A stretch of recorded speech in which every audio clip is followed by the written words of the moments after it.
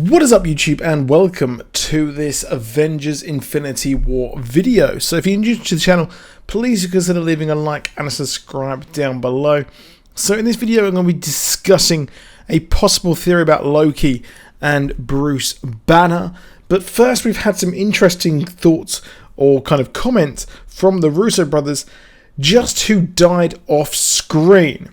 So there are a multitude of characters who are actually off screen in Avengers Infinity War, such as Valkyrie, who has been confirmed to have been survived, who has survived the attack on the ship. But the question is, who survived that finger snap? Now, characters such as Howard the Duck, well, they've confirmed that he has survived. A very, very weird character who, personally, in my opinion, I didn't really like the post-credit scene of Howard the Duck, and I think that that was just where it started to dip in regards to post-credit scenes within the MCU.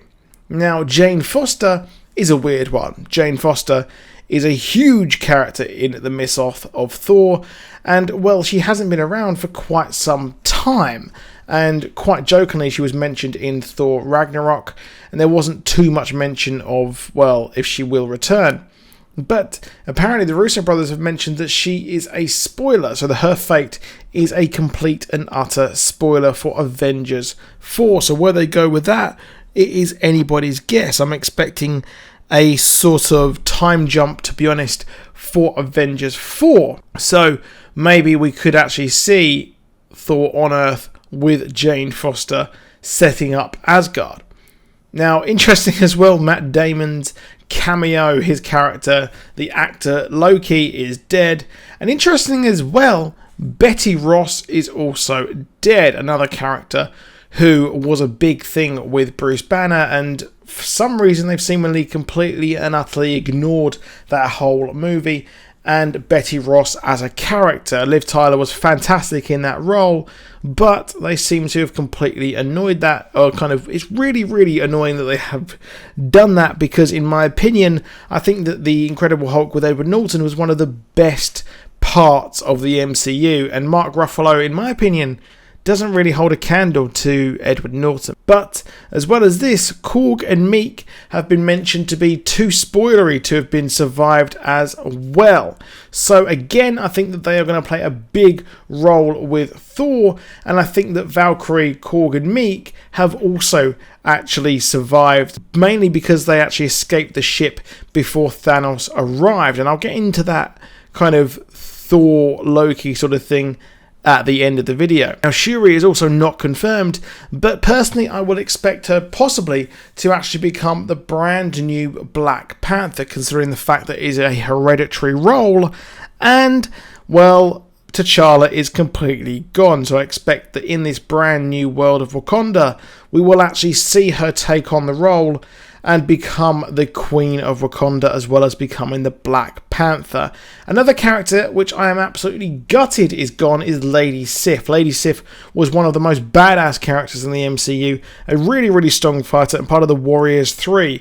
Gutted as well, at the start of Thor Ragnarok, Fandral was also killed. So Fandral, played by Zachary Levi, he died with no dialogue whatsoever in Thor Ragnarok. A complete and utter shame, and it is a shame that they're gone. So yes, Lady Sif is gone as well. She's not in Avengers 4 because she's filming another movie as well. So yep, the Warriors 3, see you later. Ned Leeds as well, his fate is too spoilery. And, well, that is a bit odd because, well, he doesn't really have any contact with the rest of the Avengers or anyone else. But Aunt May is also safe as well. Nakia is also possibly safe, and the reason why she wasn't in Infinity War is that she is deep undercover in other missions as well.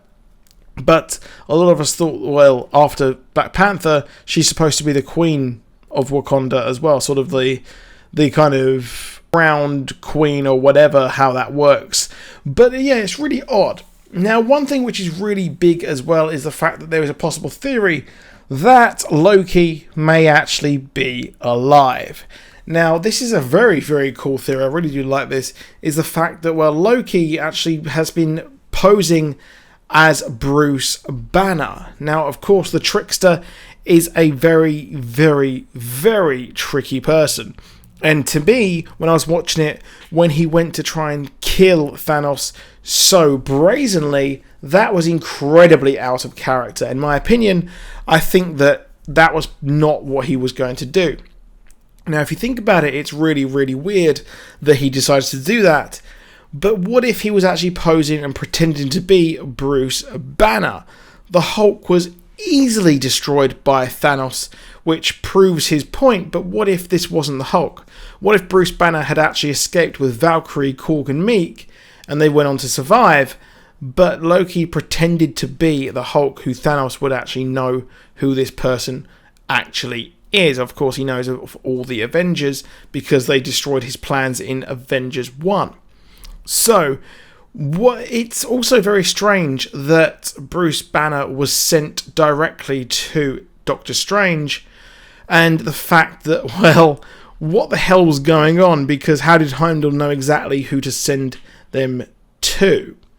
Of course, he does have the all-seeing and he's able to see everyone, but the fact that Loki knew all about Doctor Strange and that he has the Time Stone, which I'm assuming he would know straight away, or having him go straight there, would work in his favour. So what if he set himself up to be sent to Doctor Strange, as he knows that he's the only person who could really help him? And as it was mentioned in Thor Ragnarok, Loki is a huge threat to Earth, and Doctor Strange would not trust him whatsoever. So if he came as a guy who is a very kind of humble character, that was Bruce Banner, well, he would completely and utterly trust him. This would also possibly explain why he was unable to sort of turn into the Hulk later on. Maybe he used all of his energy to turn into the Hulk aboard the Grandmaster's ship at the start of the movie. So I think that's an interesting idea, that this has happened and that he has done all this to simply unify and get every character together to survive and fight against Thanos. It's weird that Bruce Banner also knew so much about when he was the Hulk, because Bruce Banner can never remember anything whatsoever, as was made quite clear in Thor Ragnarok. And as well as this, he knew a hell of a lot about the Infinity Stones, more than Bruce Banner would possibly ever know. But let me know what you think in the comments. Do you think that this is an interesting idea? Do you think that this is possibly what could have actually happened? However, that is it for this video. Please drop a like, please subscribe, and I'll see you soon, and goodbye.